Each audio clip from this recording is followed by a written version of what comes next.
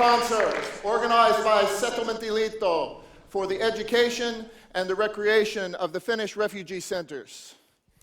Tervetuloa kaikki. Voi kuinka hienosti se meni. Hän harjoitteli tuota Setlementtiliittoa aika kauan tuolla takahuoneessa ja nuon mahtavasti. Pienet aplodit Markille. Tervetuloa tosiaan kaikki tänne Savoy-teatteriin. Meillä on tulossa hieno konsertti, aivan fantastinen kokoelma muusikoita maailman eri laidoilta, jotka syystä tai toisesta ovat asettuneet tänne Suomeen ja soittavat ja laulavat toistensa kanssa. Setlementtiliitto on tämän konsertin takana ja Mark voi kertoa hieman, ketä me ollaan. Who are we then? Who are we? My name is Mark Dillon. I am been in Finland for 10 years. I immigrated from California. Finland is my home, and I am an entrepreneur here in Finland. Mun nimeni on Kristiina Ilmonen. Mä oon itse muusikko. Oon tuolla Sibelius Akatemiassa opettajana, tällä hetkellä professorina, ja jouduin tähän hommaan vähän yllättäen. Mä en ole ikään ollut juontajana, eli antakaa anteeksi, jos mä teen jotakin aivan hölmöä. Mä lupaan sitten vaikka soittaa tai laulaa sen jos menee aivan päin männikköä. So we have a very exciting program, cultures, music, people from all over the world. We have some special guests, we have some surprises. So sit back, enjoy. You're going to love it. Thank you. Ja niin kuin huomaatte, me vaihdamme sujuvasti englannista Suomeen ja vähän Pohjanmaahankin. Mark on onnellisen tietämätön, mitä minä puhun, koska hän ei hirveästi puhu suomea, mutta minäpäs ymmärrän kaiken, mitä se sanoo. Katsotaan, mitä tästä vielä syntyy. Mutta aivan ensimmäiseksi meillä on konsertille suojelija, joka tulee avaamaan tämän illan. Ja hän on Setlementtiliiton hallituksen jäsen, kansanedustaja Nasima Razmyar. Tervetuloa.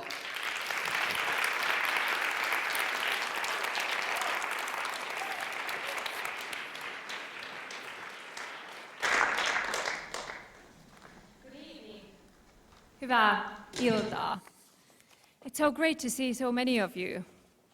Really, really wonderful. Our aim is, of course, to enjoy a good music, having a good time. But at the same time, we have to remind ourselves of the also not very good things what are happening in the world today. All the difficulties that people are having. And those are the reasons that people are also moving today to Finland, to Europe. As a society, we have to take care of this, and this is extremely important to us. But I think today and this evening is much more about the individuals, about all of us, what we can do and what we can provide.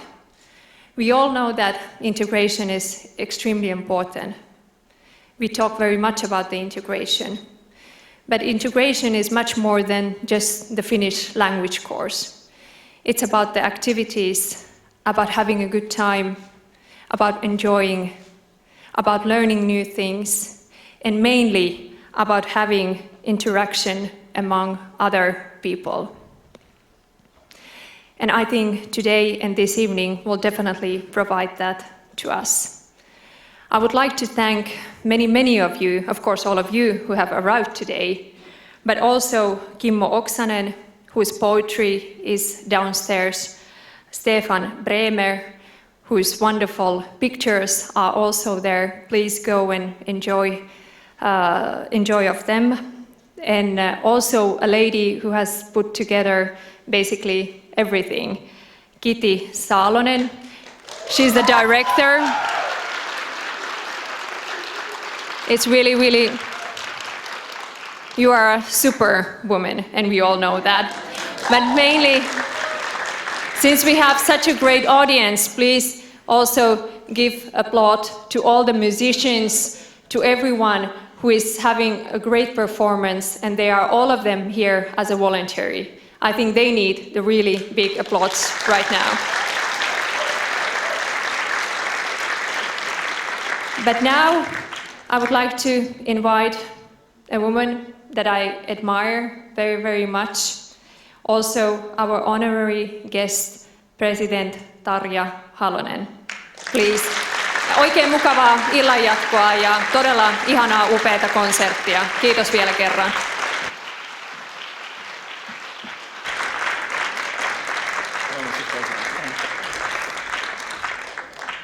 Yeah, you look fine.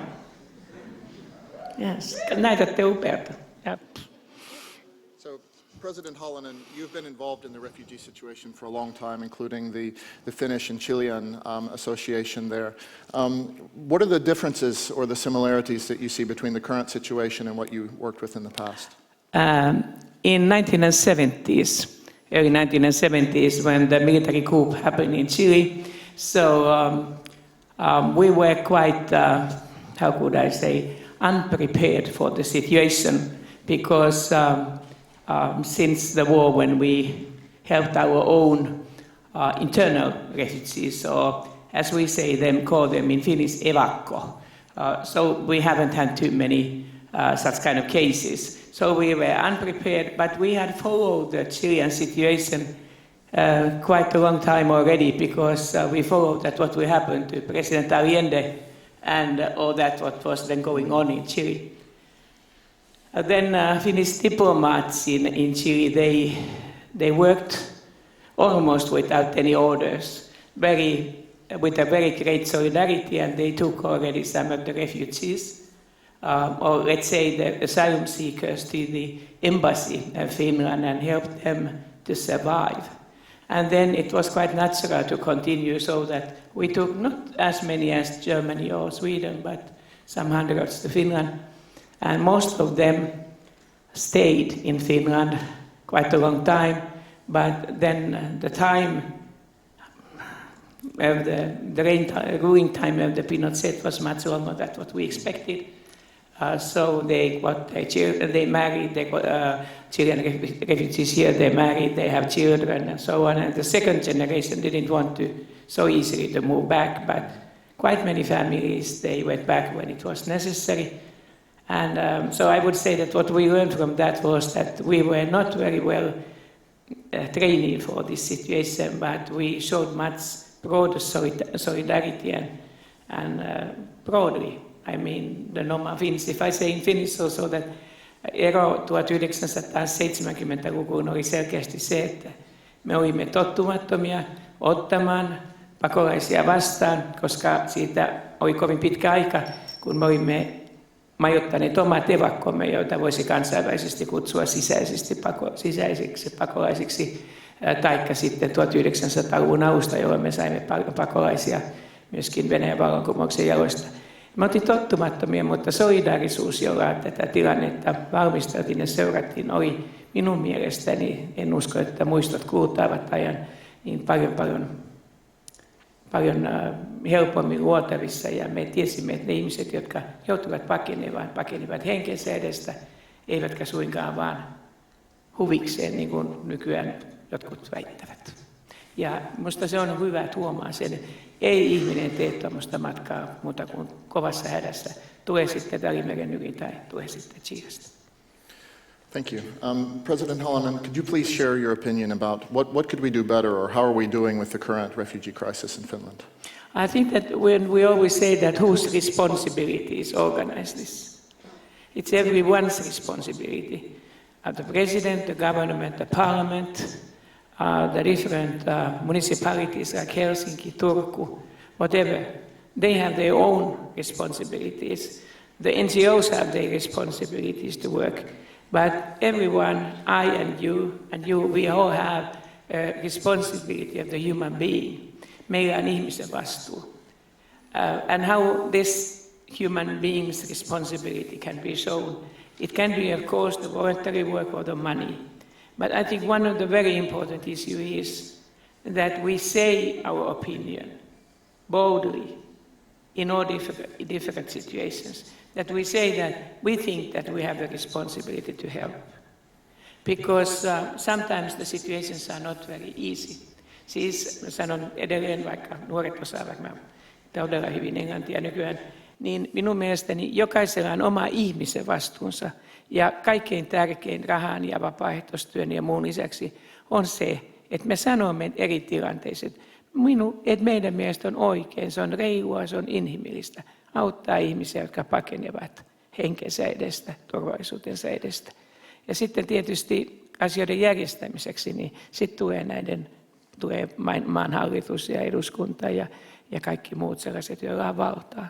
Mutta joka tapauksessa me luomme sen mielipiteen. We create atmosphere, and that's very, very important because as Nassima said, so this is not only this moment when they get the warm clothing and shelter and so, but this will continue a long time, and I'm very happy to tell that many of those refugees from the 1970s, or their children, or their grandchildren, they have been wonderful people here in Finland.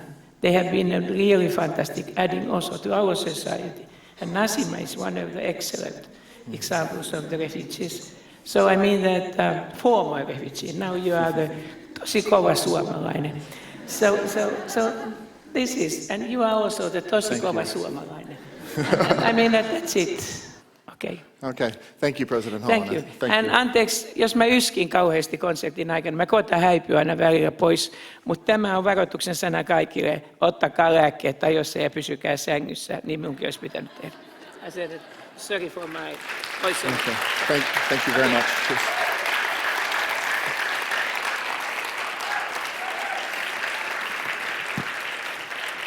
Paljon kiitoksia, Tarja Halonen. Okay, we're here for a concert and we have some lovely music. Thank you, President Holonen, for showing us that it is all of our responsibility to make a better world for all of us. Getting to the music. Next we have Cinta Ermo playing wonderful guitar. She comes from Spain. She's been in Finland quite a long time. And there she is. Cinta tulee Andalusiasta, Huelvan kaupungista. Hän on asunut jo aika kauan Suomessa. Can we ask you to join us for a moment, just to, yes, come here. Hello. So Cinta, you've played all over the world. Your music is very passionate. Like, what have you learned by playing music for people in all different places, all different lands? Wonderful adventure here all the time. I'm very grateful to life because being a multicultural artist is what I become thanks to all those experiences. And it's very rich because I do believe that more different we are, more things we have to share in the world. Okay, and you're playing some new music for us tonight that's never been heard before. Yes, I'm gonna play for you a couple of songs of my new record, which will be released very soon. And the name of the album is Fandango, and it's muy español. Okay, thank you. Thank you very much, Cinta Ermo.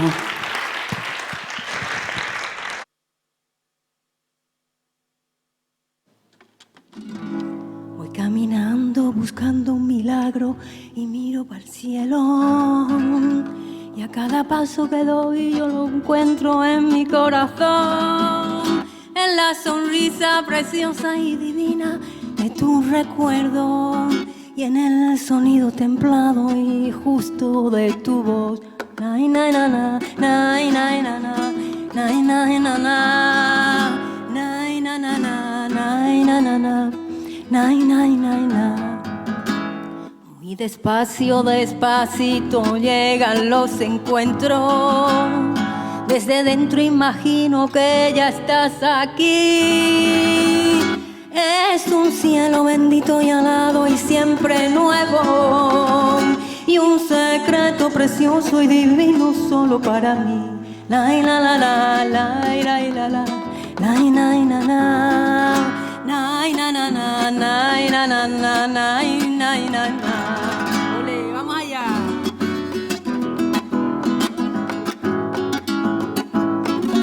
Ole.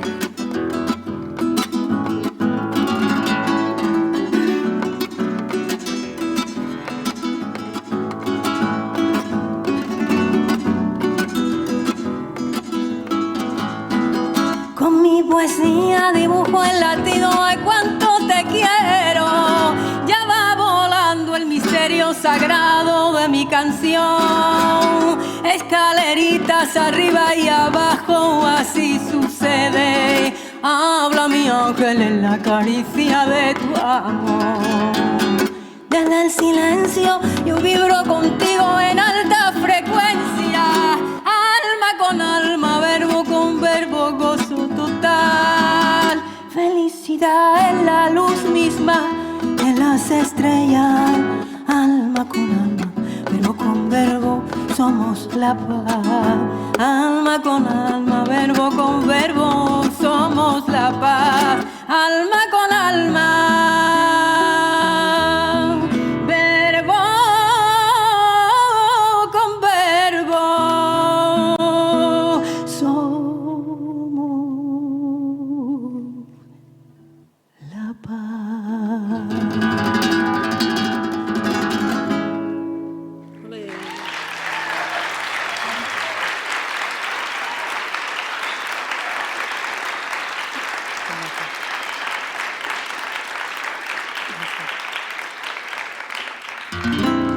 ¿De dónde viene, mare?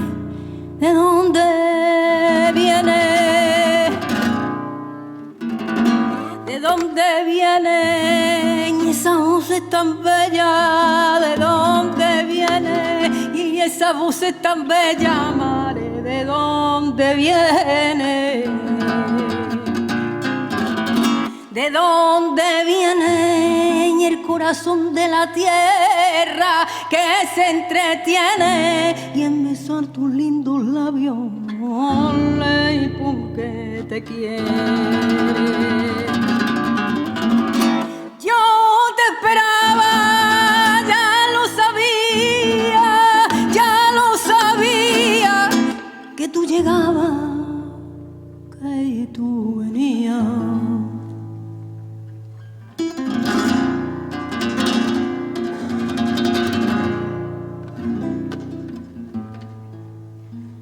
Son como soles, ole, y tu pensamiento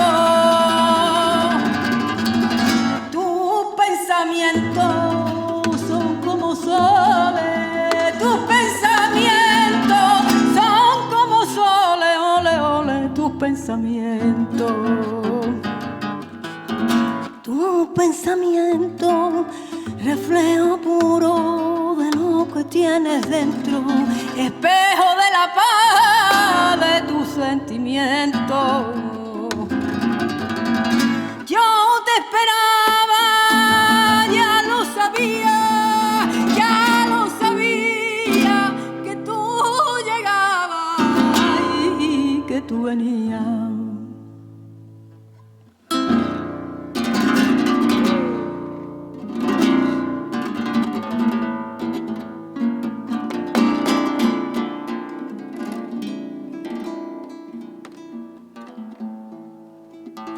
Estás conmigo aquí, ay, ay, ay, mi vera.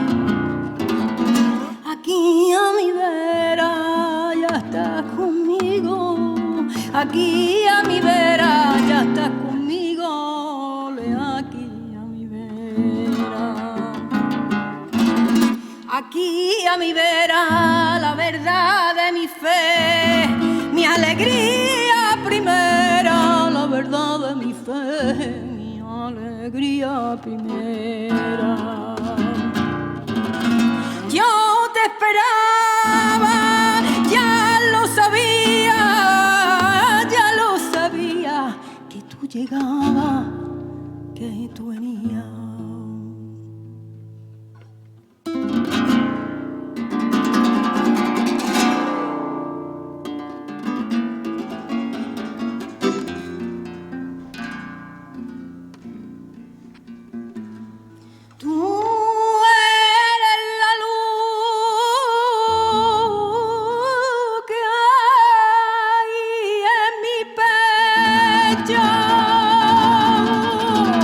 Que hay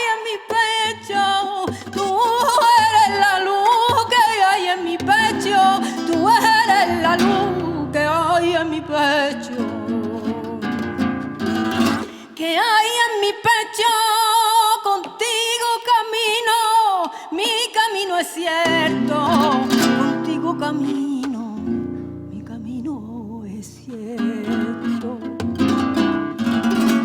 Yo te esperaba, ya lo sabía, que tú llegabas, mare que tú venías.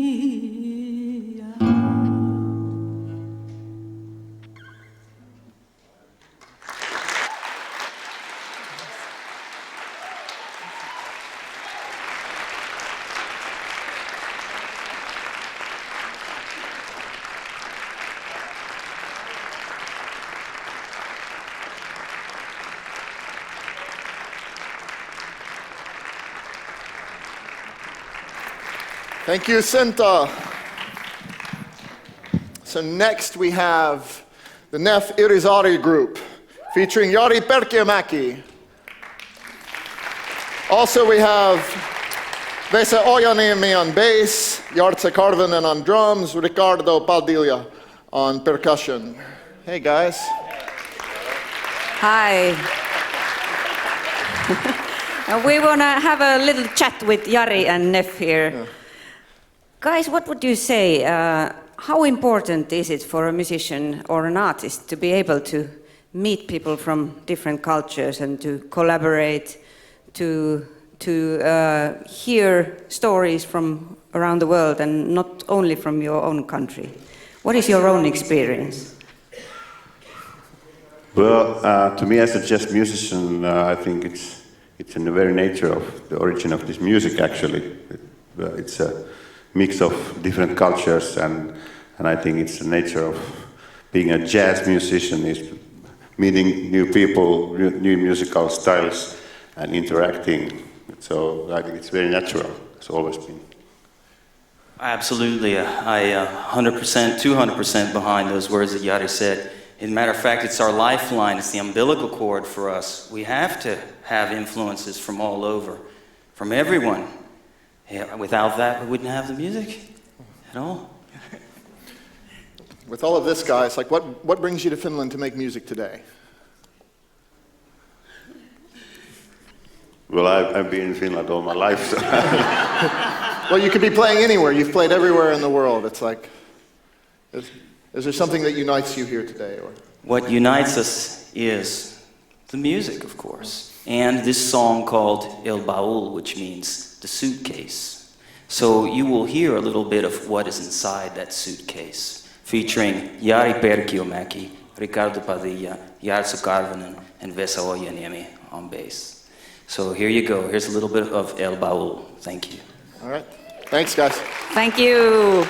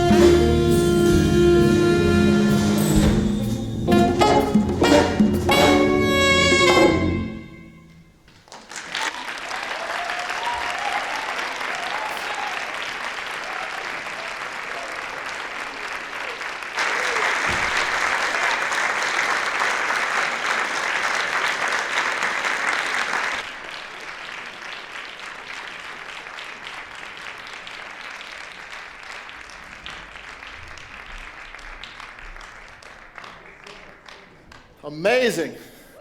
Woo! All right, up next we have a very unique, very personal view on what it's like to be a refugee. So stand-up comedian Ali Jahangiri.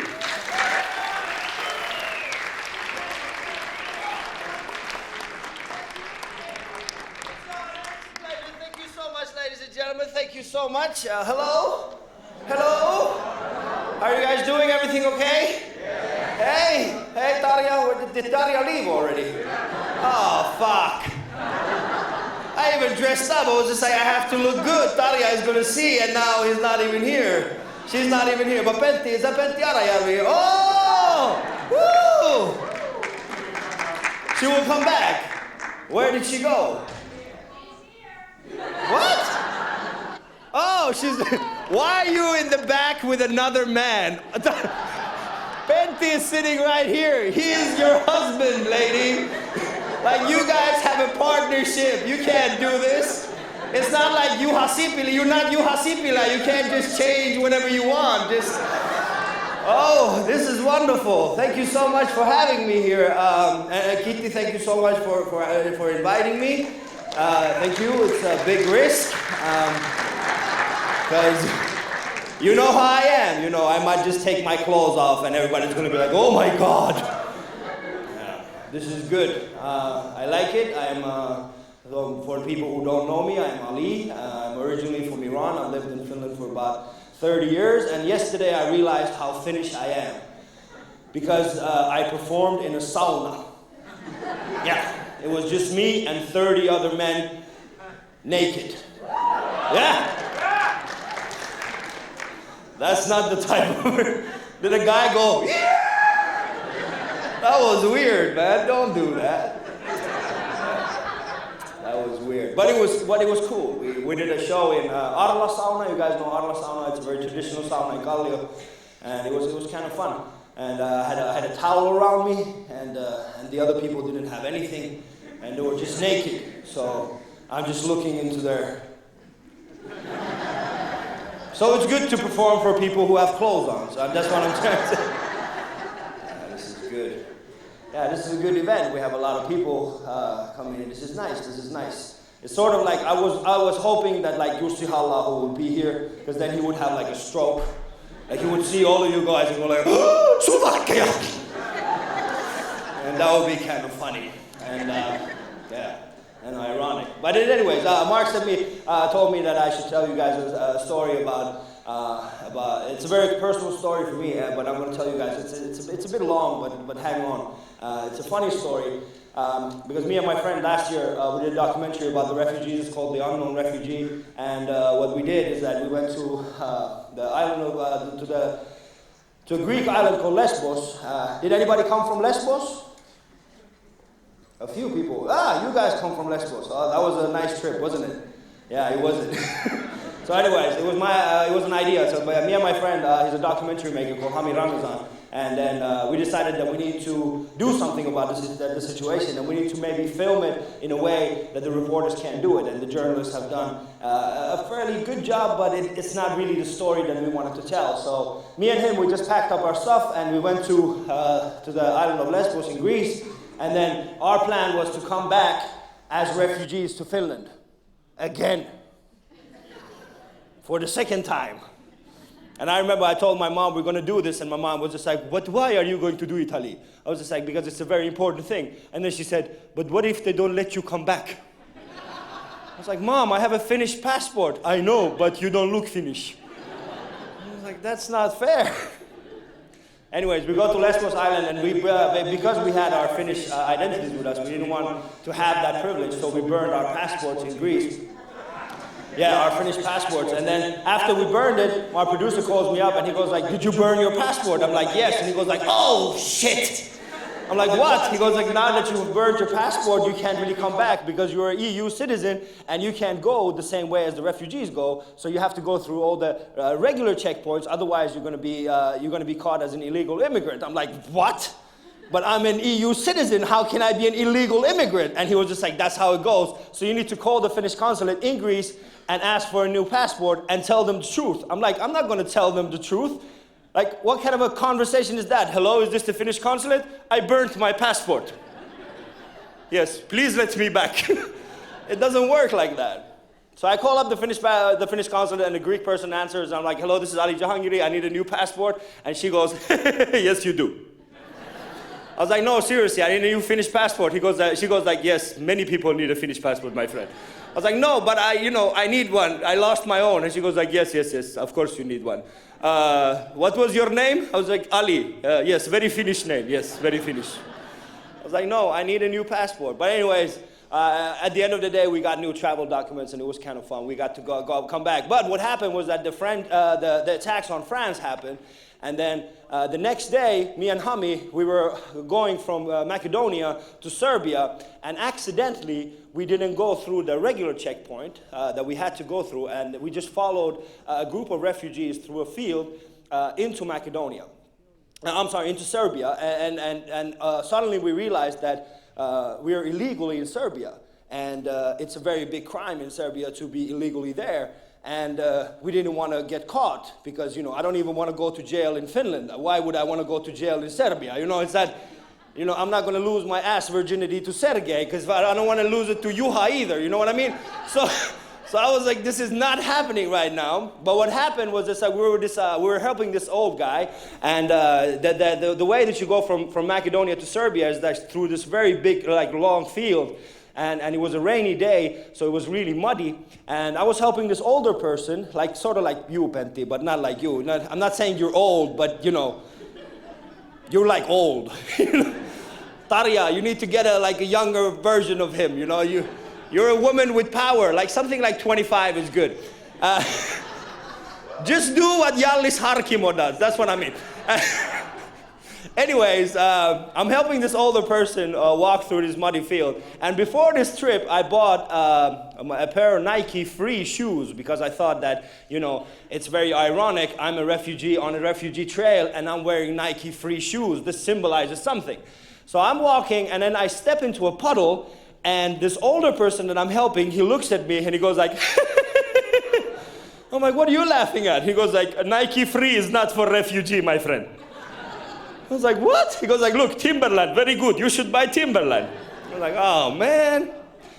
Anyways, we end up in Serbia, and then me and Hami, we realized that this is not a good thing. We have to go back very fast.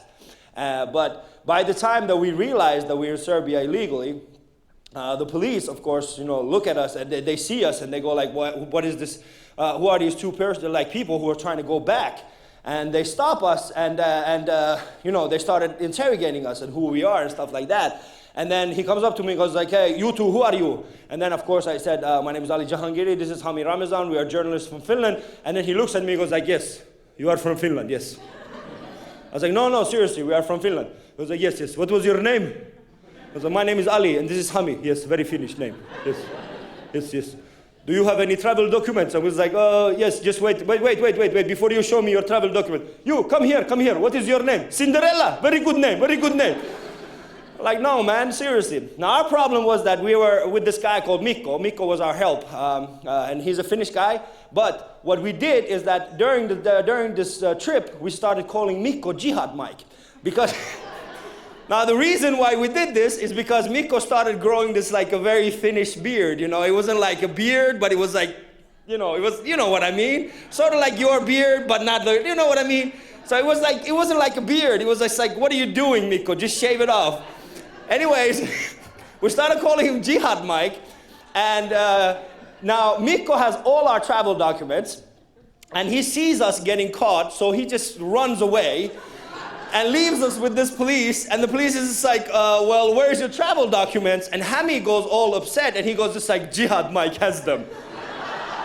And then the police goes, who? And then Hami goes, Jihad Mike. And I'm like, why are you calling him Jihad Mike? And he goes, I don't remember his name. I'm like, his name is Mikko. So the police is just like, who is this Jihad Mike? And I'm like, it's a Mikko, he's from Finland. He goes like, yes, Mikko is from Finland as well, yes, I believe you, my friend. Hey, my friend, come here. Where are you from? Narnia, it's a good place. I'm coming there as well. Yes, we're going to go to Hogwarts together. Anyway, so we don't have any travel documents, and now we and Mikko, we had decided that, if we ever get caught, the only thing that one of us has to do is to take all of our film material and take them to a place so that the police can find them, because they can confiscate them, and then we don't have a film anymore. So Mikko turns off his phone and he drives all the way to the other border, which is Slovenia, which is like 400 kilometers away, which is not a really good thing to do, because now we can't get a control, like handle them, we can't, contact them anyways, and he has all our travel documents. So the police takes us to an interrogation room, and of course they get very frustrated because we only have a camera with us. There's no actual evidence that we are from Finland, and the only person that they know is Ali, Jihad Mike, and Hami.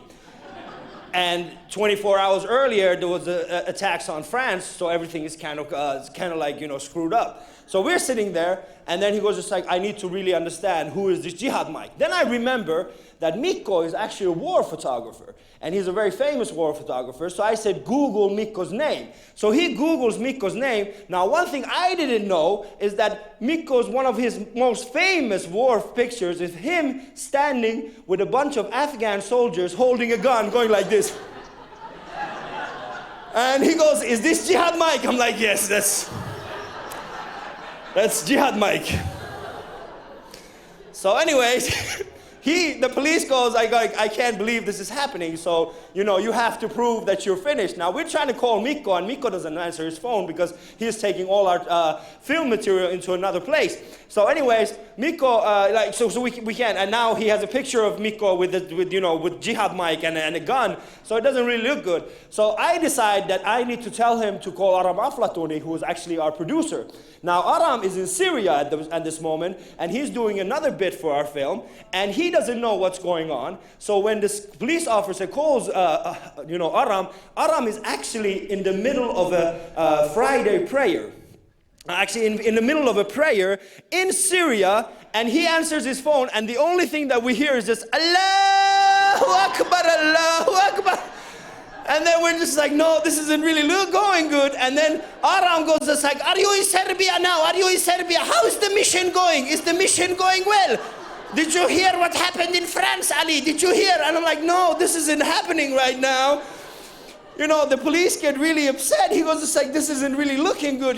We have to. So we're just going like, I don't want to go to jail. So I calm that situation down and I say, Aram, you need to call Mikko. He's not answering any of our phone calls. You need to tell him that this is the situation, so that Mikko needs to bring us our travel documents back, because otherwise these people are not going to let us go. So he calls up Mikko, and then Mikko comes back, but he's like 400 kilometers away, so we have to wait like 5 hours. Now Mikko is so upset and he's so afraid that he's going to be in this situation as well, that he puts all our travel documents into a little box. He runs into the police station that we are being held hostage. He throws the box in and starts running away. So the entire police station is closed down for like 8 hours because of a bomb threat. And once these guys get the bomb squad from Belgrade to come over, and then they open the box, and then the police looks at our papers, goes like, oh, you are from Finland. So that was my experience. Thank you very much, ladies and gentlemen. It was a pleasure performing for you. Good stuff. Thank you. All right. Voi hyvän tähden. Amazing. And they're professionals at this as well. So next, we have Rodi van Gemmer, classical guitar, originally from the Netherlands, accompanied by Ossi Karttunen on the harpsichord. Tervetuloa. Me voitaisiin pikkusen jutella tuon Rodin kanssa ensin täällä. Ensin vähän englanniksi. Mark, you did have some questions yes, for I have Rodi. a question to start with. I understand you're playing a special song today. What is it? It's called Sing Memory by Graham Lynch, who is a British composer. And I wanted to play it, first of all, because I really love the music, of course. Secondly, the inspiration for this piece is an ancient story, mythological story of Daphne. And these kind of mythological stories are from the Mediterranean area, and our refugees are coming from the same area. And actually, the themes of these mythological stories are all over the Kalevala as well, and they are kind of part of our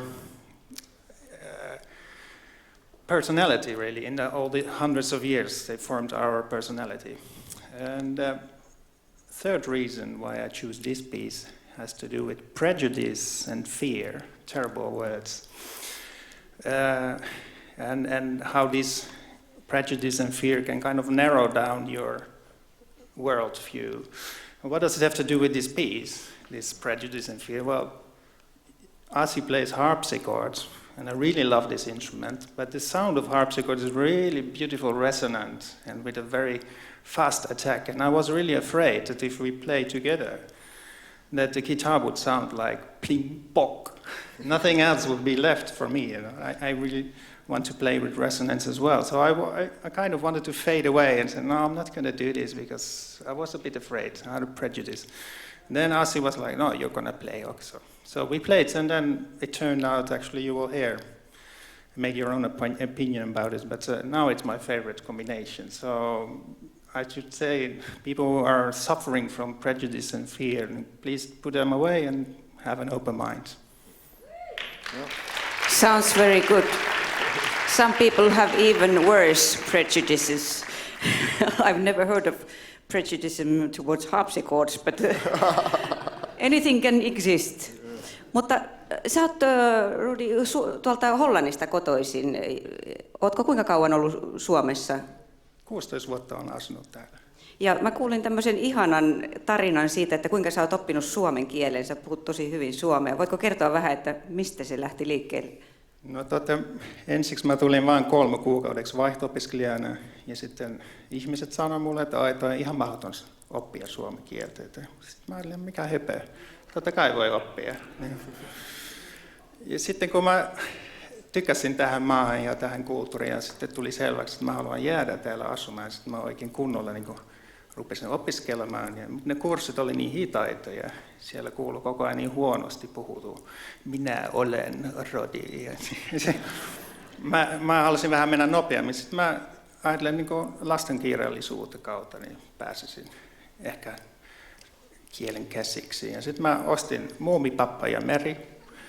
Eikö se oli Muumipapan taikkorin hattu. Ja sitten mä rupesin vaan kääntämään sanakirjan kanssa sitten sanasta toiseen. Ja mä pyysin sitten ystävää niin tarkistamaan. Niin pikkuhiljaa mä oppin sitten kieltä, mutta sitten oli se ongelma, kun mä rupesin puhumaan, niin mä puhuin muumikieltä. Kaveri kysyi, että lähdetäänkö baariin, ja sanoin, kernaasti. Mutta hyvin oot pärjännyt silti muumikielellä. Tämä vinkiksi kaikille. Good suggestion for reading for everybody struggling with Finnish language. Thank you.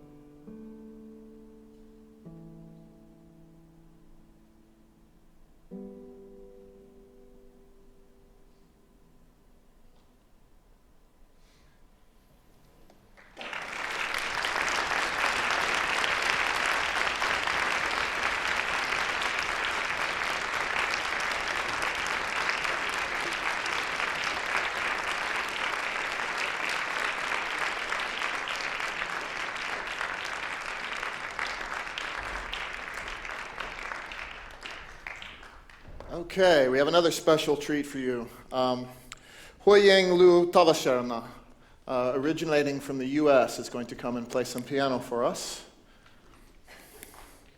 Huiying.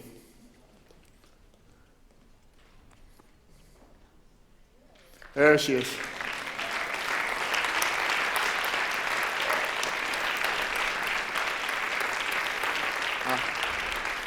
Hi. Actually, I was born in Taipei. Oh, born in Taipei. Okay. I do have an American passport. Okay. So you've been teaching for how long now? Very long. Very Too long. long, I wouldn't say it. Okay. So I don't reveal anything. So after having taught so many students for so many years from so many different cultures, like what is the biggest thing that you've learned? Actually, this is a very wide question. It's actually very difficult to answer it in one or two sentences. But I can go very philosophically and tell you that, you know, it's that the making of art is actually not so easy. I sympathize with the youngsters who are trying to make art, and so I learned to be very patient with them. I also learned to observe and also to explain.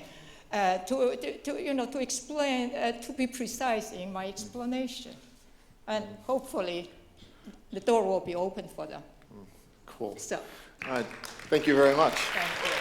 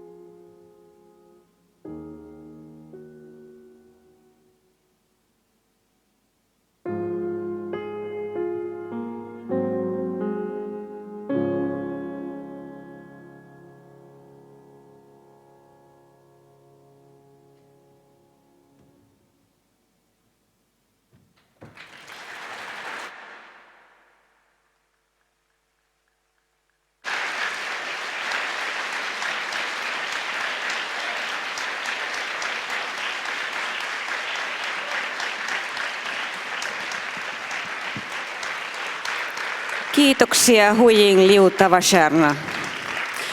Seuraavaksi kutsun lavalle laulun tekijän, joka on suomalainen ja englantilainen yhtä lailla, John McGregor, ja hänen kanssaan kitaristi Jarmo Saari. Olkaa hyvät. Tuu ensin vähän tänne, niin mä jututan sua vähän.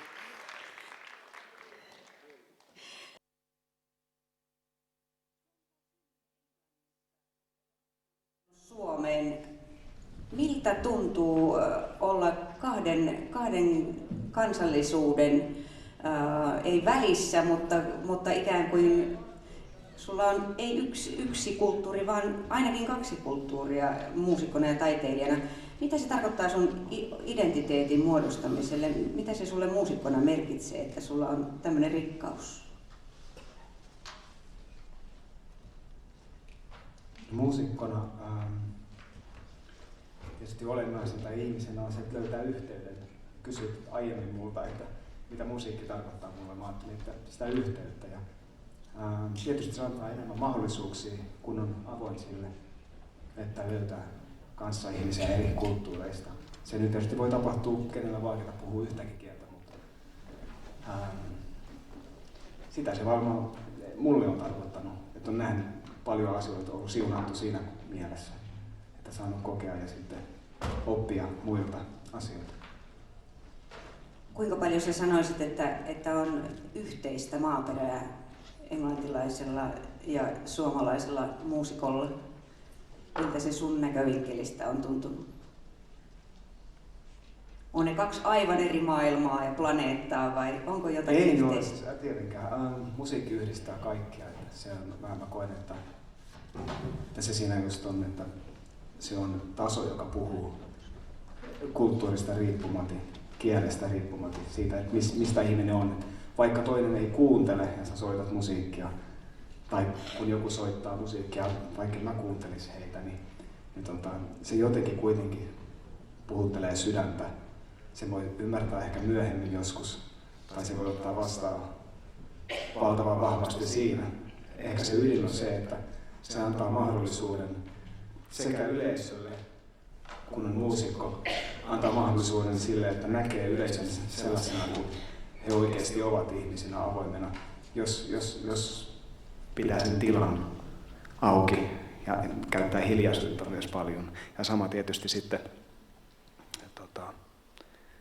mä koen, että musiikki, niin kuin ihmisyyskin, siinä on tosi vahva mahdollisuus kohdata ja nähdä toinen sellaisena kuin niin kuin sanoin äsken. Ja just sen rajattomuuden vuoksi se antaa sen mahdollisuuden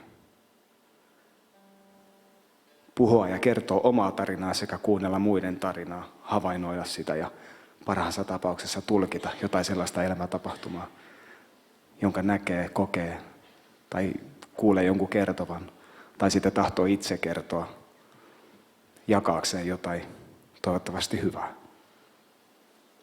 Se oli kauniisti sanottu. Kiitos.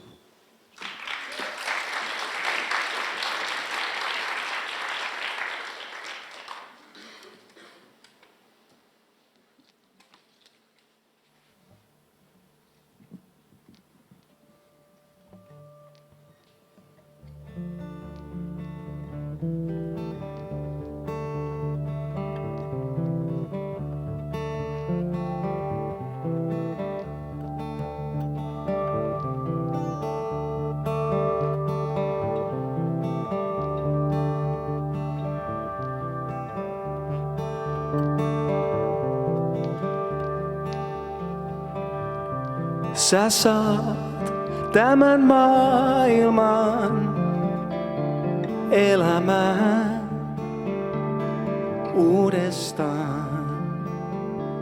Menetin kaiken, pidit elossa kohti kuolemaa. Sain kumartaa.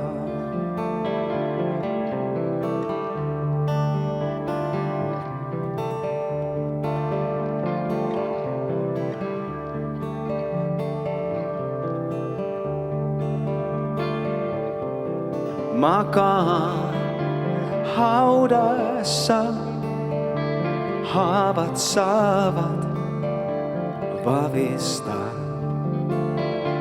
Kylmä maa mua odottaa, vaan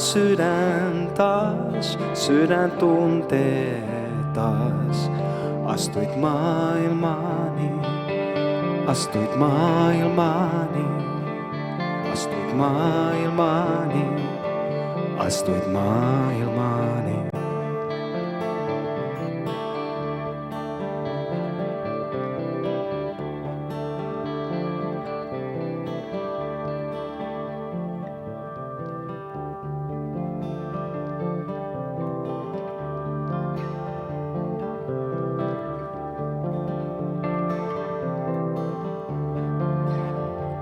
Ystävät, tulkaa auttamaan, minut nostakaa tästä kuopasta.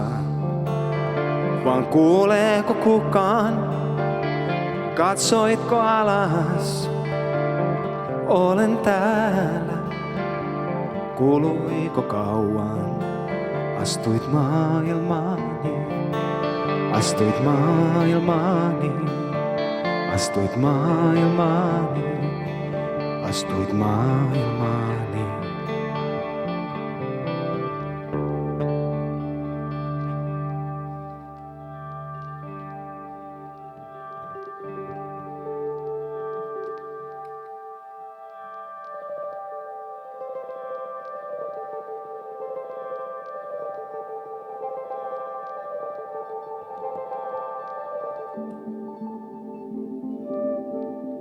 Sä saat tämän maailman elämään uudestaan. Sä saat tähän maailmaan minut uskomaan aina uudestaan. Astuit maailmaani, astuit maailmaani, astuit maailmaani, astuit maailmaani.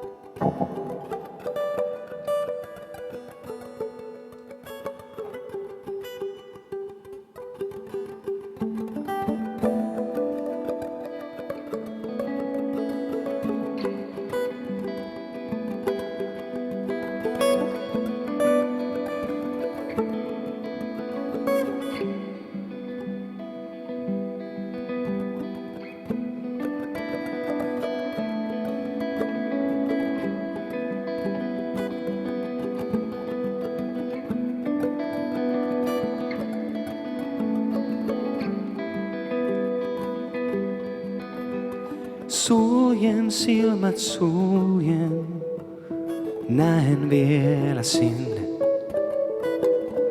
jossa kauan sitten luonasi olin.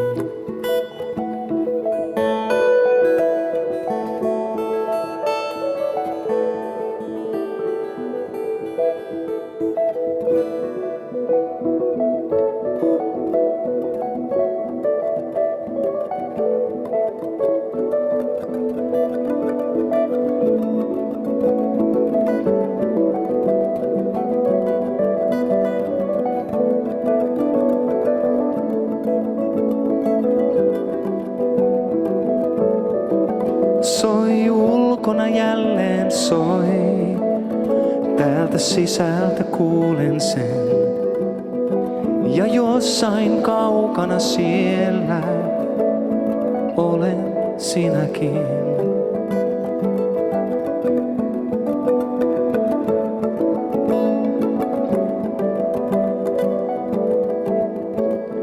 Luota vaan, et voi kun uskaltaa.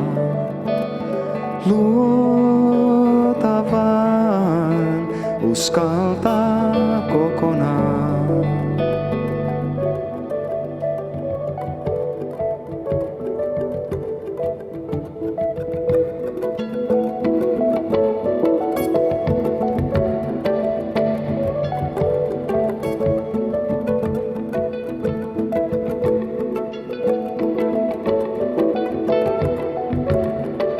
Kerroit, että eksyt tieltäsi, jos vierelläni kuljet.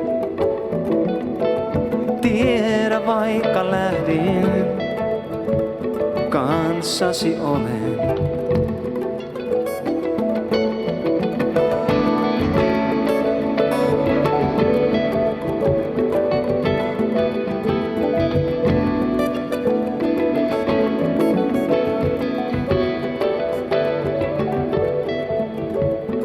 Luota vaan, et voi kun uskaltaa.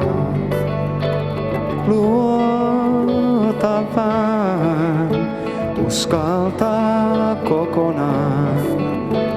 Luota vaan, uskaltaa kokonaan. Luota vaan, uskaltaa kokonaan.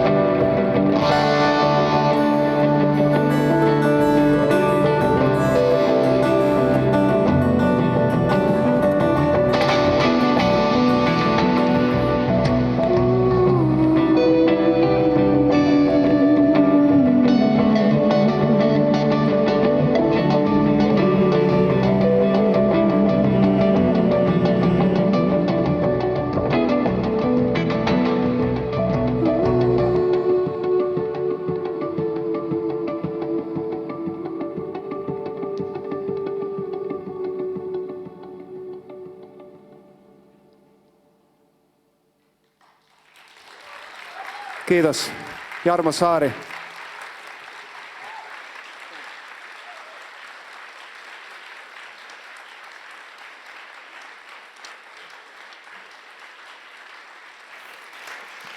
Wow.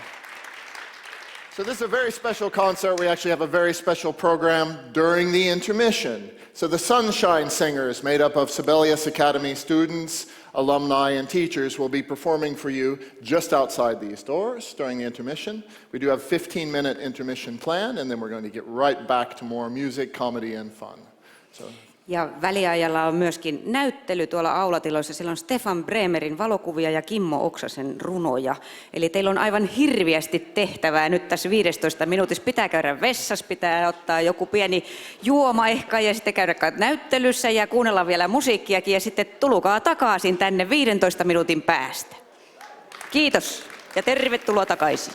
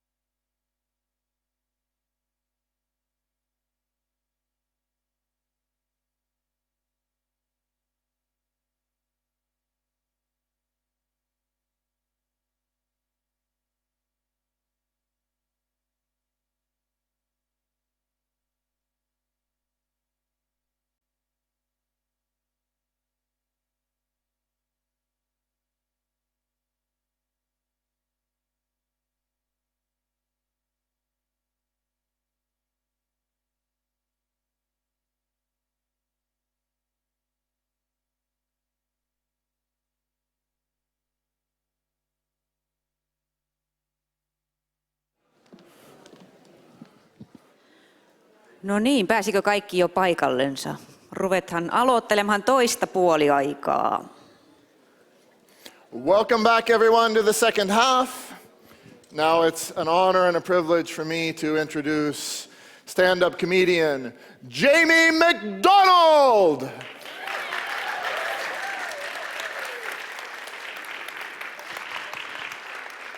Thanks. Hello, everybody. Hey, my name is Jamie McDonald. I've been living here in Finland for 13 years or so. I'm actually half Finnish and half Scottish and all Canadian. And that even makes mathematical sense where I'm from. So that works fine. And I'm a little bit, I'm kind of used to being a bit different. I'm a gay guy, and I'm also transgender. So I talk a lot about that kind of stuff in my comedy. And actually, after one set recently, this guy came up to me and said, "Are you really Canadian?" I was like, I had all that other stuff there, and he wanted to talk about hockey. That's what he wanted to talk about. It was fine. It occurs to me, actually, I haven't told the authorities in Canada about my gender transition yet. So technically, I'm a male in Finland and a female in Canada. So if you think your citizenship is complicated, I urge you to look at my passports. And one thing about moving to Finland, about like getting used to life here, is that people are really, they mean really well, but I get all the time, I get the question, how long have you been in Finland? Which is a really innocent question, but it always sounds like, so when are you leaving? And I know this is the thing with Finns, is like, we have to distinguish between actual hardcore real racism and just Finnishness. Because, people will come here and they'll say, I don't think Finnish people are really pleased to see me. And I'm like, Finnish people are not pleased to see anybody. There's like, people, they say that the lack of sunlight, the lack of exposure to sunlight in the winter months makes Finnish people depressed. But I would also offer that exposure to Finnish people makes Finnish people depressed.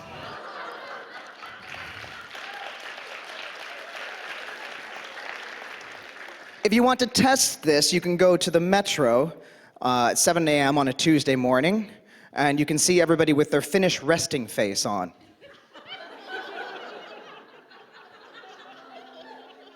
It's like if Zen Buddhist monks made horror films where nothing happens, but it's completely terrible. And even the food here is a bit casually racist, you go to Spain, they give you tapas. You go to, Japan, you get sushi, and in America, they give you an organic burger the size of a baby. You come to Finland, and they give you mammi. And they're like, try it. You won't like it. And as a foreigner, you're screwed, because if you do like it, then your Finnish friend looks at you like, Because nothing makes you guys feel more Finnish than watching a foreigner hate your food. Next thing you do, you're like, well, let's try something else. So here's some jalu. What is this? Jalovino. Okay. Oh, that's horrible. Now we can be friends. Because the Finnish way of being friendly is not so much about like welcoming people in, but it's sort of a once upon a time I had to suffer, and I think that you would enjoy to suffer too.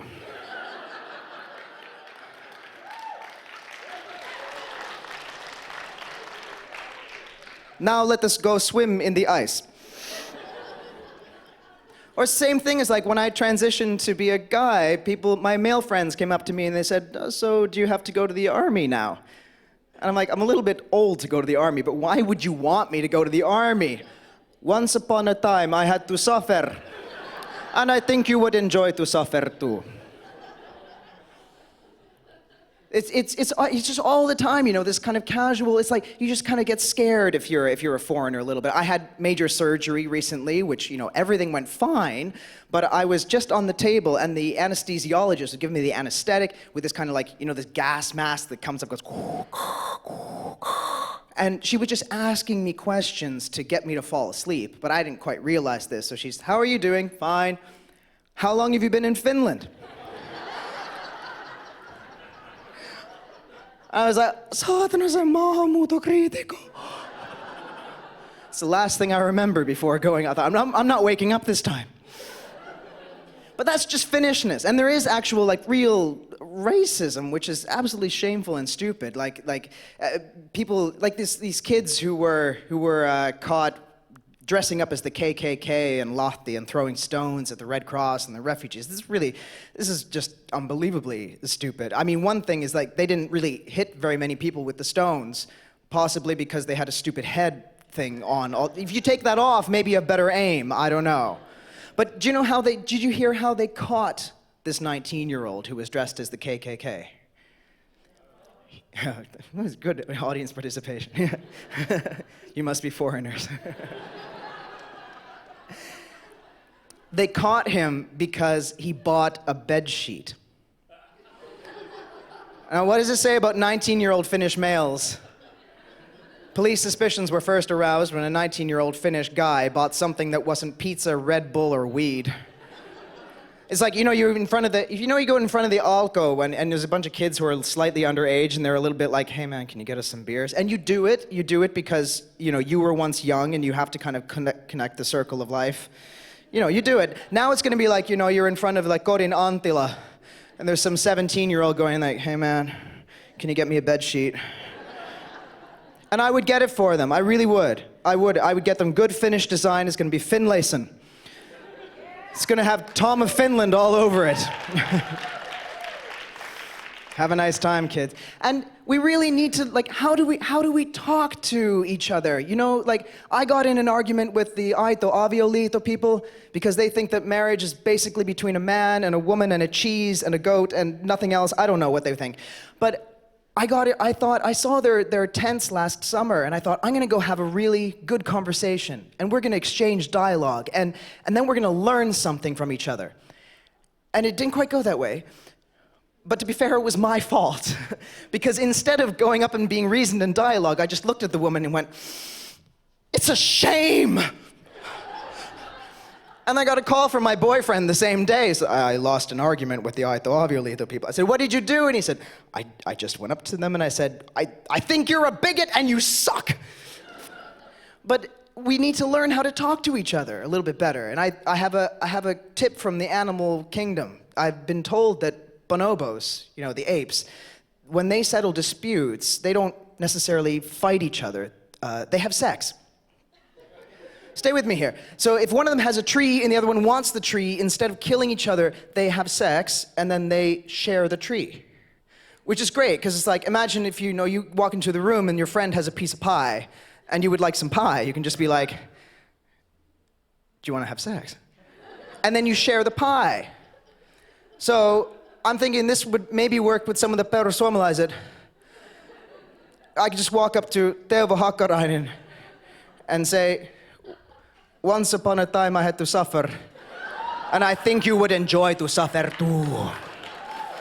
Thank you guys, I've been Jamie McDonald, you guys love it.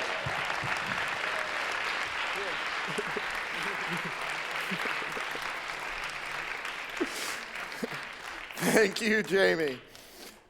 So who do we have next? Apua, ollaanko me suomalaiset tuollaisia?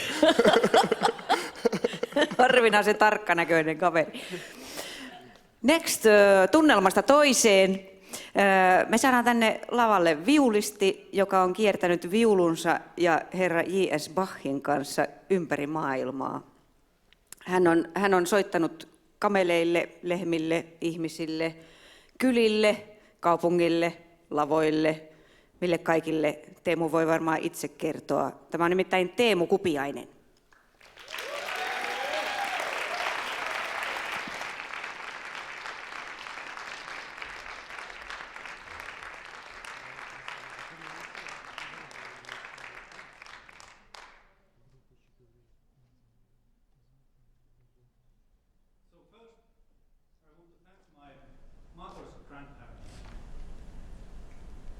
They gave the Karelian refugee family a home for several years in their farm, because I wouldn't exist without this hospitality.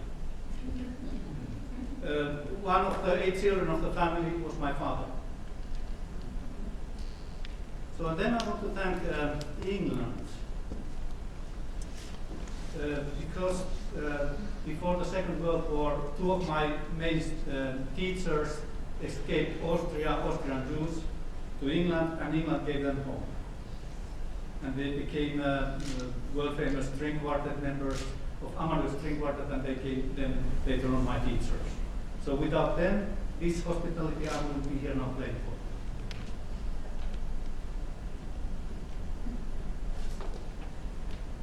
As Christina told, I've been, beside my job in the Sibelius Academy where I teach, going around as a hobby, playing Bach all over the world in the streets, performing a lot to the street children who live there without any other shelter or home. And for some reason, it seems that they like listening to Bach. Of these journeys, I wrote a book with Stefan Bremer, who's here, and his photographs, and I went then in Finland, in schools, playing Bach to the children and showing Stefan's photographs and telling stories about the travels. And once there was an 8-year-old boy who, after my playing one piece, certain piece, raised his hand. This is strange music. I don't want to cry, but I have water in my eyes.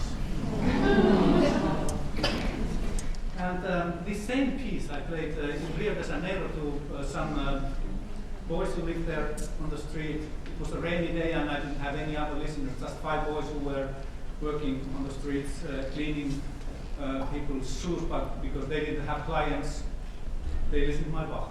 And the same piece I played then. After the playing, one of the boys, about 10 years old, started to cry. So I came to a conclusion there must be some kind of, I call it a mother song. Mother song music, which is common everywhere in the world.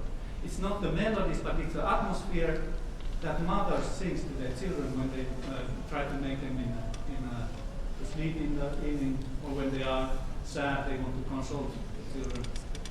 And this is something, one of the things that combine us in the whole world. Music that is sang for us through our mother. And I will not play for you one piece, folk song, what my mother sang to me when I was a child. And after that, this same piece of Bach, what I played for this Finnish schoolboy and the Brazilian street singer. And because I don't use any amplifiers, I'd like to listen first for the silence of this room and then play on the silence. So I ask you to close your eyes for half a minute about and listen to the silence, and then I play on top of that. So please.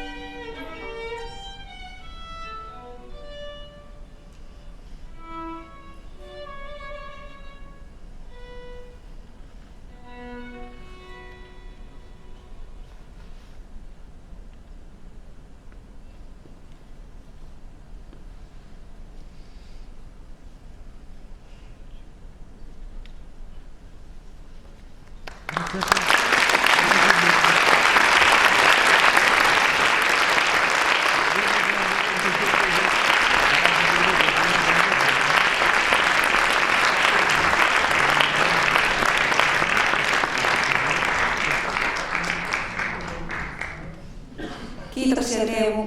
Seuraavaksi saamme lavalle viehättävän laulajattaren ja hänen säästäjänsä, joka soittaa pianoa. Kyseessä on Marion Melnik ja Eero Manninen. Tervetuloa.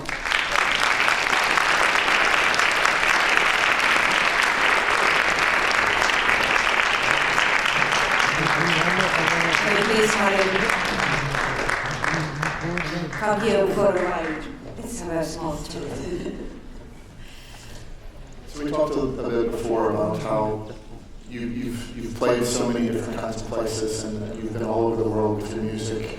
So like, what is your instrument and how does it communicate differently than maybe some others?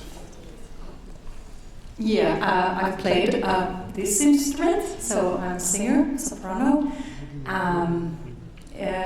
Mainly I sing operatic music, but I also do a lot of concerts. And my passion is opera, but I've been blessed and lucky to explore different genres. And it's been very exciting for me that I believe that my voice is a sort of an instrument. Every day it's a different instrument. When you wake up in the morning, it's not quite as clear as if some other player might take their instrument. They know exactly what to do with it, but I always have to search for my instrument. Oh. There was something that you said that was really beautiful earlier, that I think people listen to you differently because your instrument is the voice of humanity. So I thought that was really special. I would like to hear you say something about that. The voice is very special instrument because I think it's sort of very human because it vibrates like a violin, but it's not like a violin.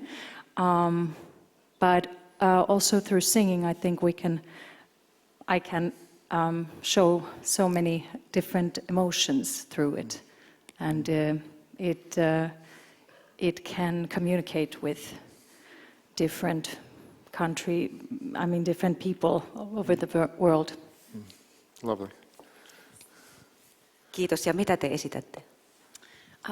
Ensiksi esitämme Eeron kanssa tämän pienen merenneidon Anton Dvořákin Rusalkan aarian operasta Rusalka. Ja tässä tosiaan on kysymys pienestä merenneidosta, tästä H.C. Andersenin tarinasta.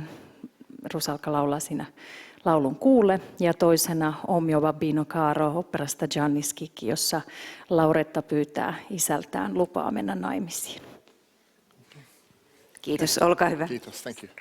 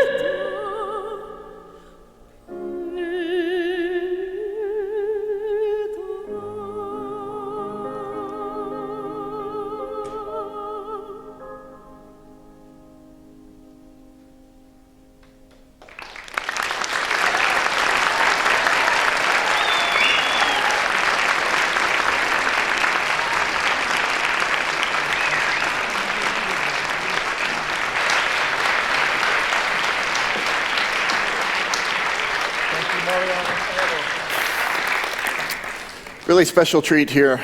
We have a gentleman from Iraq who plays amazing music on his oud. Ali Alawad, accompanied by Ninni Boyarvi on vocals and violin. Now,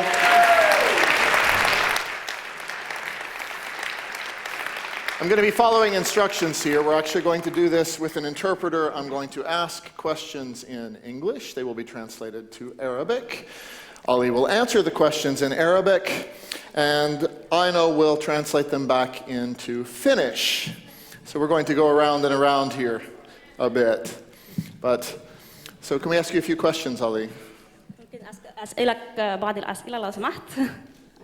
So you're very far away from your home culture, but you still find inspiration for your music. What brings you the inspiration from your music being so far from home? Suomeksi ensin. Olet hyvin kaukana omasta kotikulttuuristasi, mutta silti löydät inspiraatiota omaan musiikkisi. Niin mistä sä tällä hetkellä löydät sen inspiraation?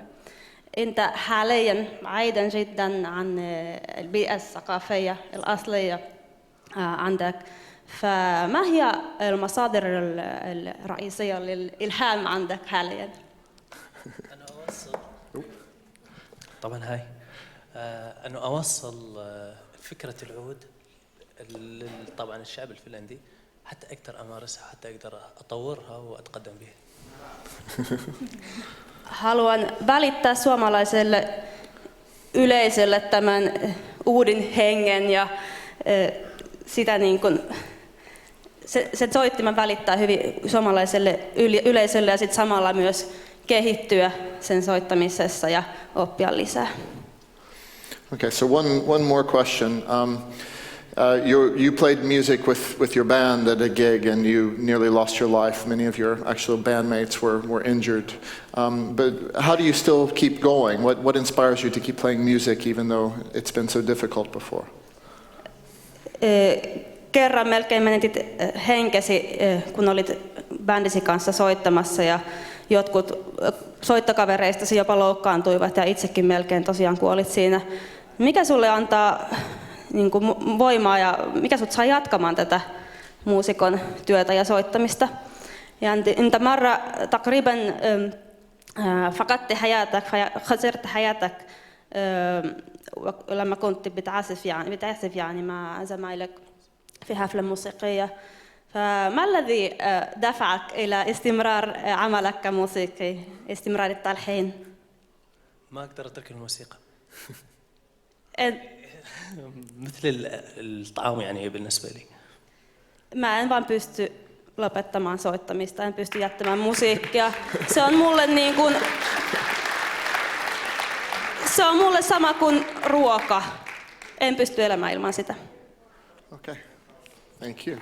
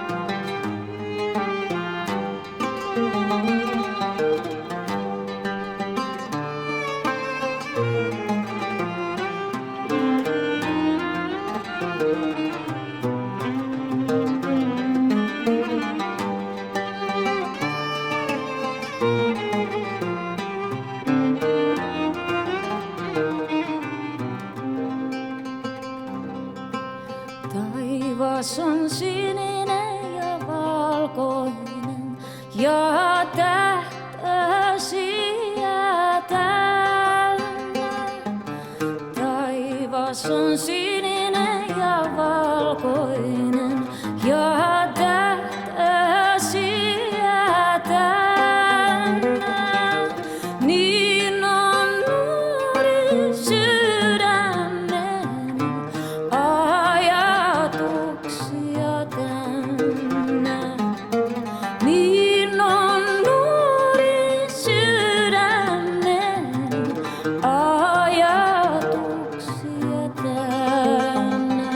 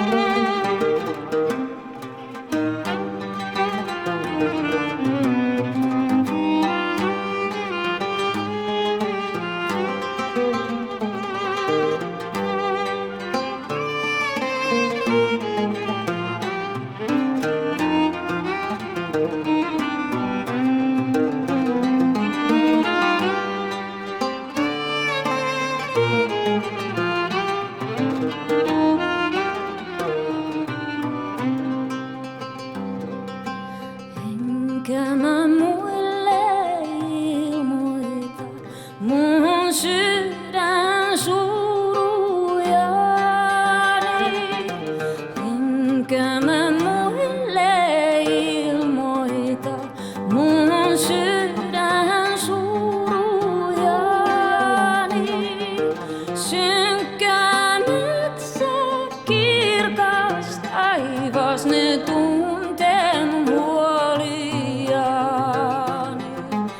Synkkä metsä, kirkas taivas, ne tuntee mun huoliani.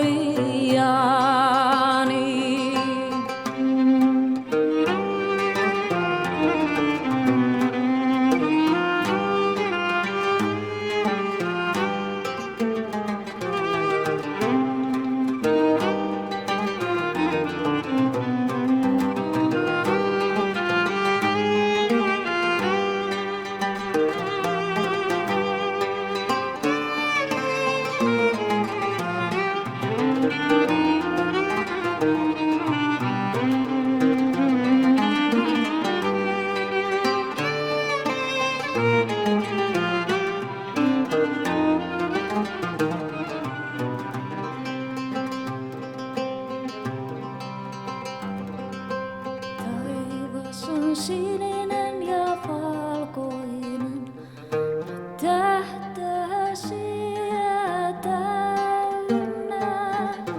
Taivas on sininen ja valkoinen ja tähtäsiä täynnä. Niin on nuori sydämeni ajatuksia täynnä. Niin on nuori sydämeni ajatuksia täynnä.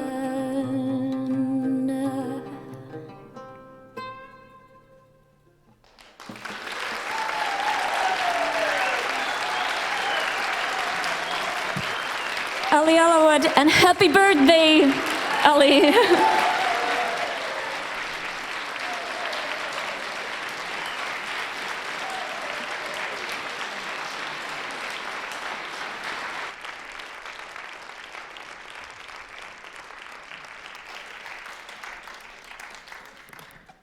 Thank you.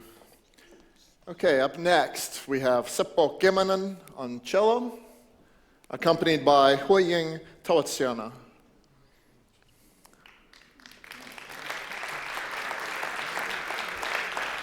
Welcome.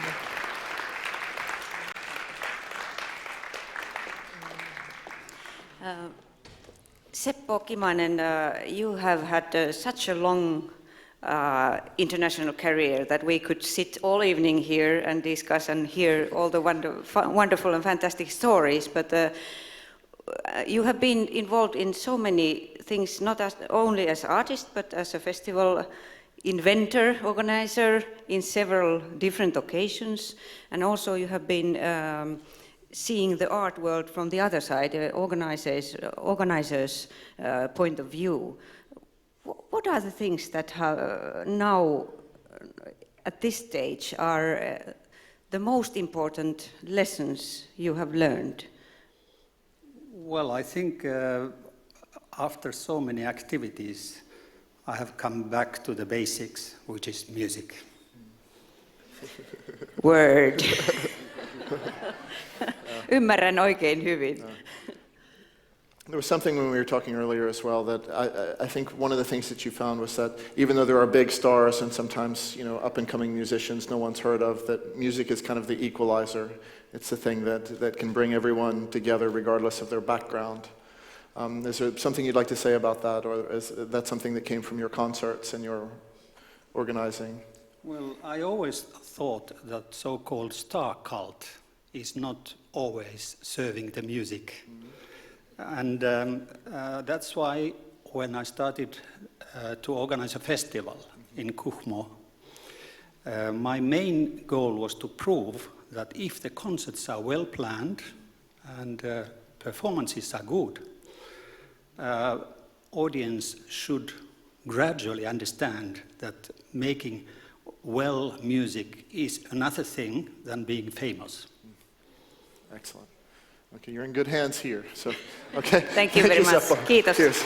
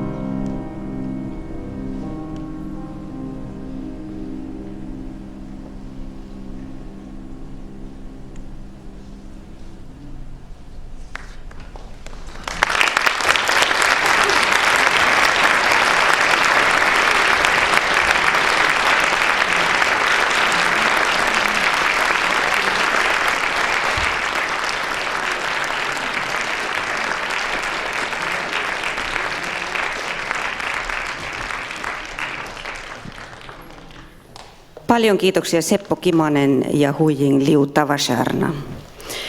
Seuraavaksi saamme lavalle trion, jonka nimi on Silafato, joka tarkoittaa tien risteystä. Hyvät ihmiset, Marika Autio, Che ja rumpali, jonka nimeä en millään muista, mutta sanokaapas heti kun pääsitte tänne asti. Se oli Dupin Ciseaux. Mahtavaa, kiitos.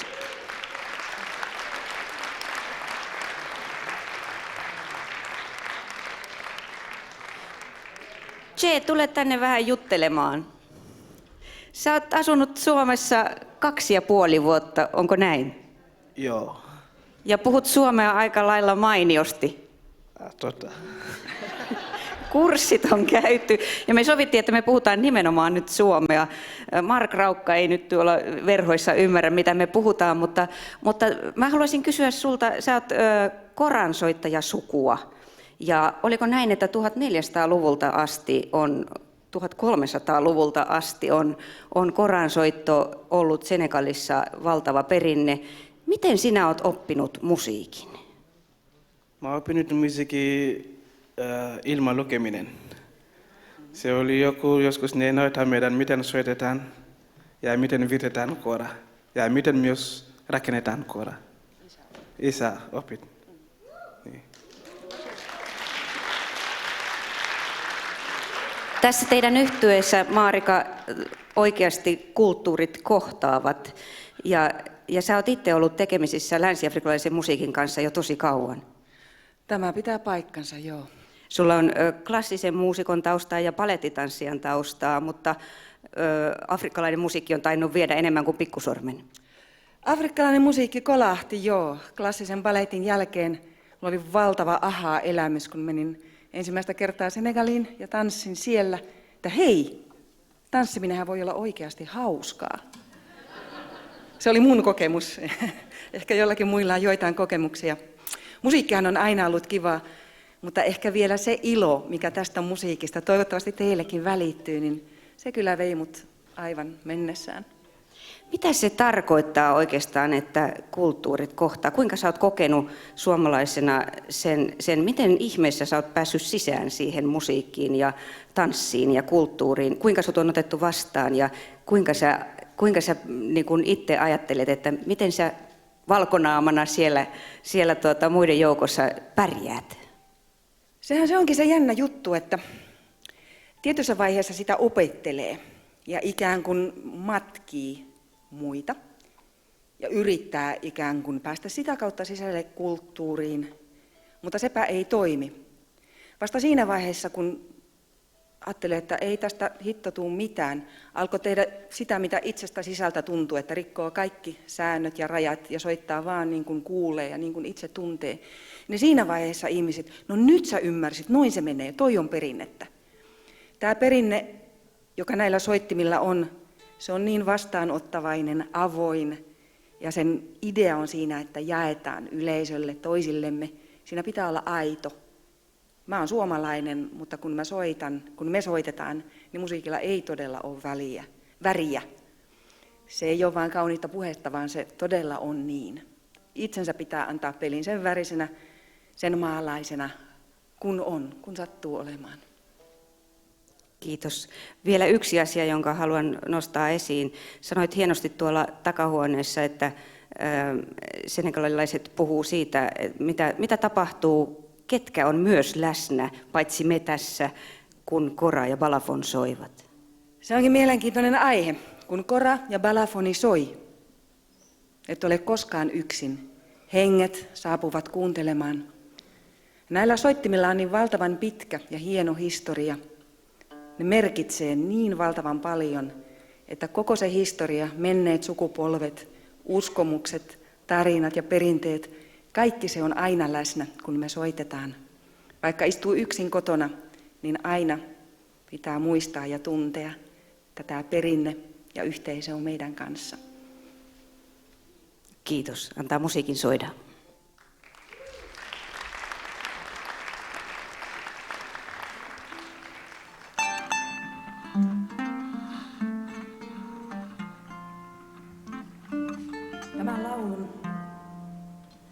tahtoisimme omistaa kaikille puumille.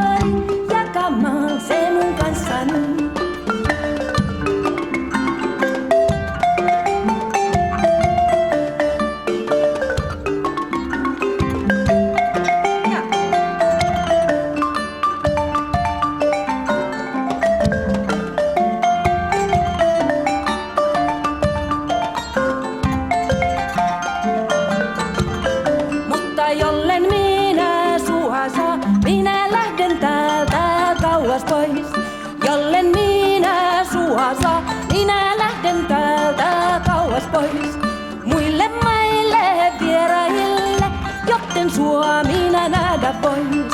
Muille maille vieraille, jotten Suomina nähdä vois.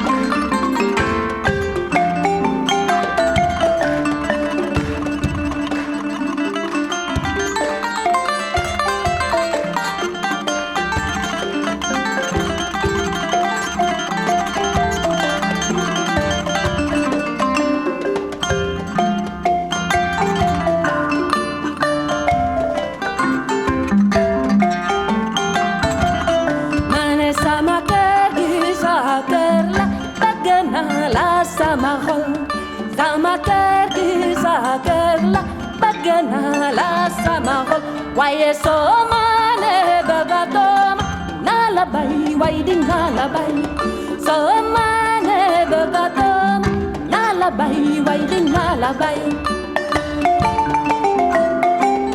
nalabai waiding nalabai nalabai waiding nalabai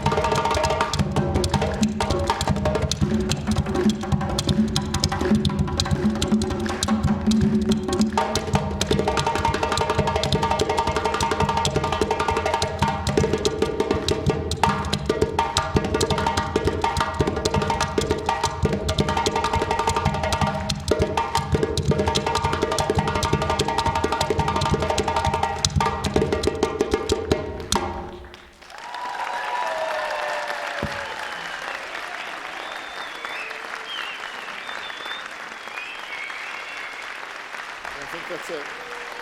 So now we're down to Pentti.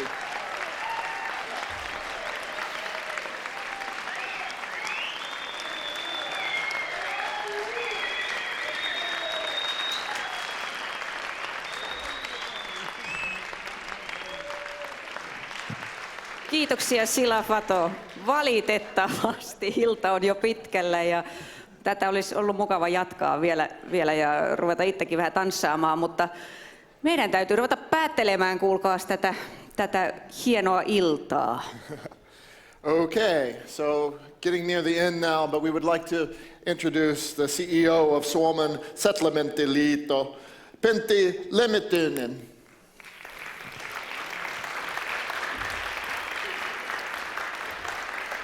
There. Good day, sir. Thank you.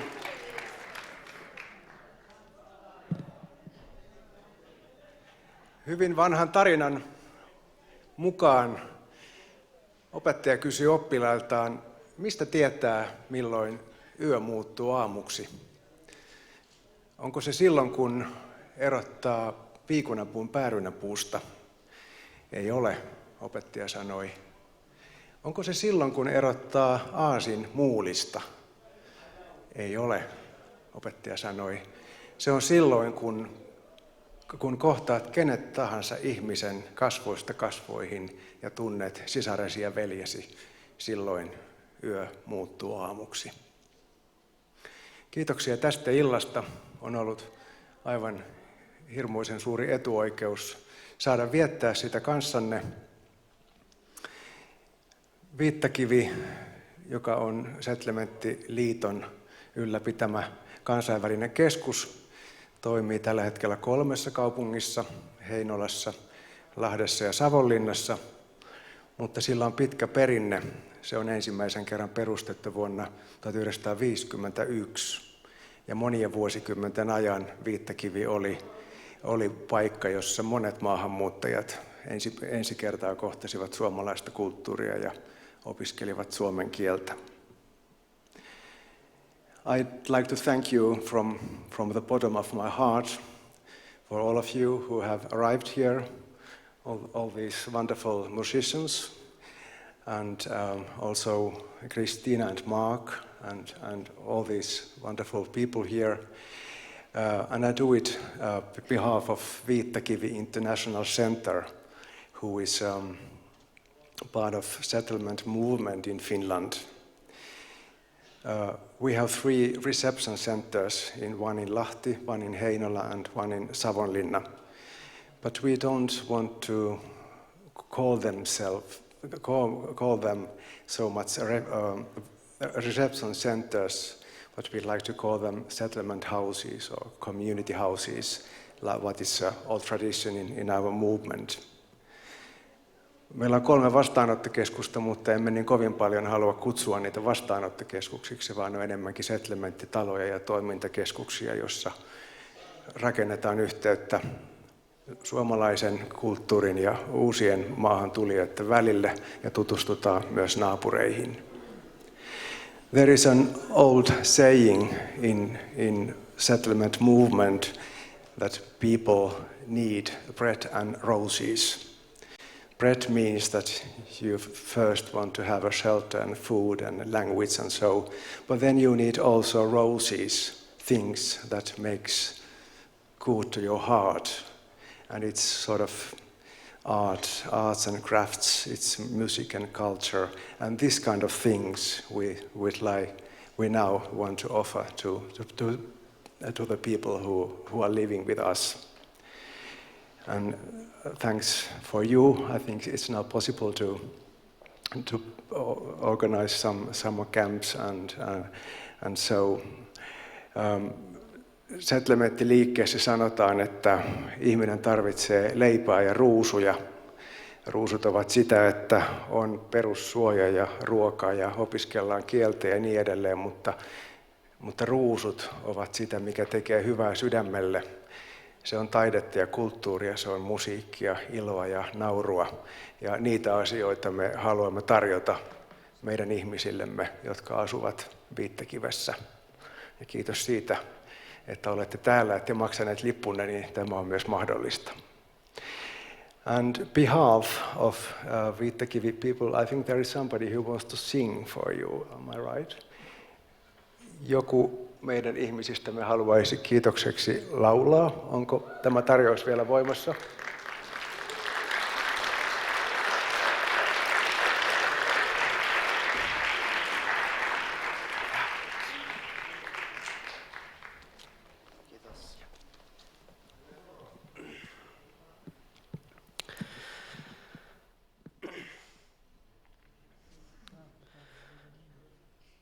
Yllätäs mä menin parvekelle nukkumaan, jotta lähempänä mua ois hän. Pedeltäni taivasta ryhdyn ottamaan, että näen tähden lentävän. Sanoit jos jossain hymätän ne lennoni, toivoa ois silloin mitä vaan. Ylös taivalle mä pyynnön koiskasin, käysipä pian tuulemaan. Tuuli, tuule siinä missä muruseni on. Leikki hetki hänen hiuksillaan. Kerro rakkauteni, kerro kuinka ikävoin. Kerro häntä otan yhä vaan. Tuuni oli eilen yömyt kohta kuitenkin. Tuuli henkeisiä tunteessain. Joku liikkui lähelläni, koski poskeain. Tutun käden tunsin ihollain. Enkä enää epäilet, vaan tiesin, että voin niin kuin pieni lapsi nukahtaa. Ilma, jota hengitämme, sama ilma on, ja jalkojemme alla sama maa. Tuuli, tuule siinä missä muruseni on. Leikki hetki hänen hiuksillaan. Kerro rakkauteni, kerro kuinka ikävoin. Kerro häntä otan yhä vaan. Tuuli, tuule siinä missä muruseni on. Leikki hetki hänen hiuksillaan. Kerro rakkauteni, kerro kuinka ikävoin. Kerro häntä otan yhä vaan. Kerro häntä otan yhä vaan. Kiitos.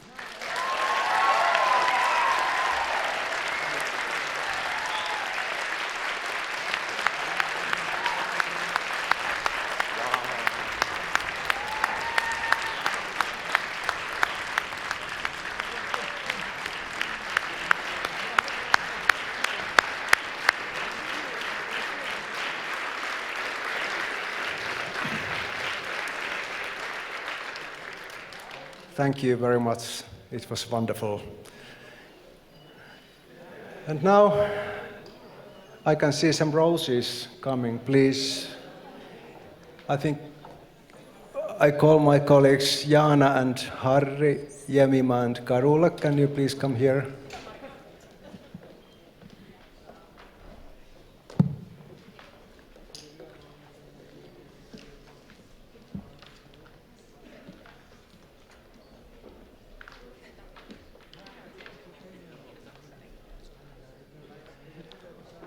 Can I also ask Nasima, voitko tulla myös tänne ja onko kunniapuheenjohtajamme Tarja Halonen vielä maisemissa vai? Okay, she's coming. Please welcome.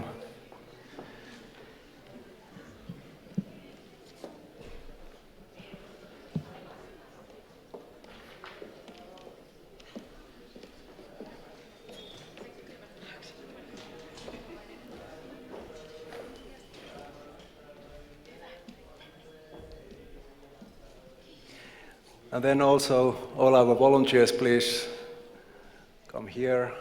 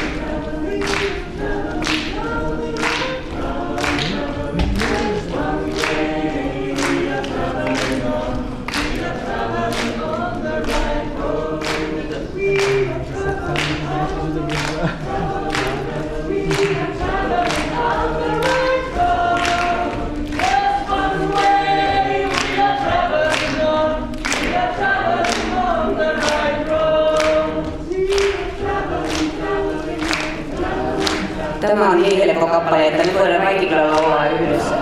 Ei sua kaveri. Opettakaa tämä biisi meille. Tässä menee traveling. Mä ainakin kuulin tällaista.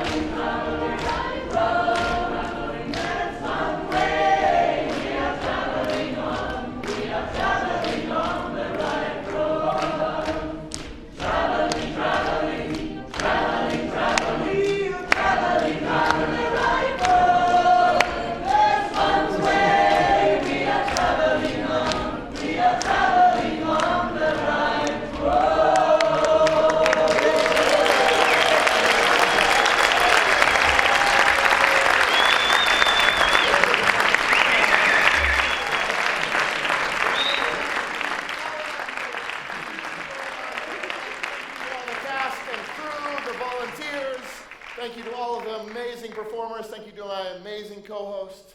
Thank you for coming.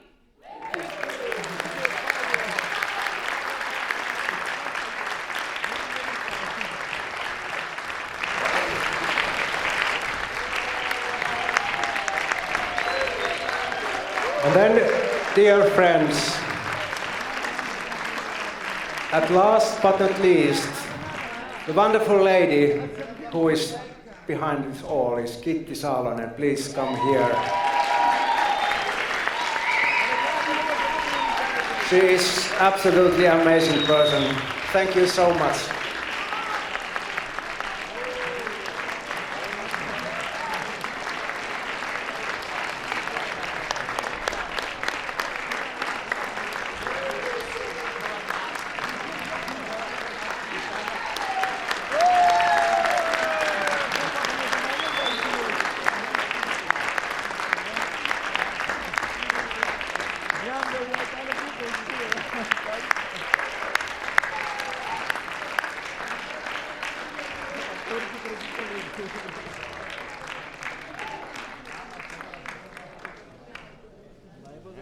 Thank you and goodbye and have a safe journey home.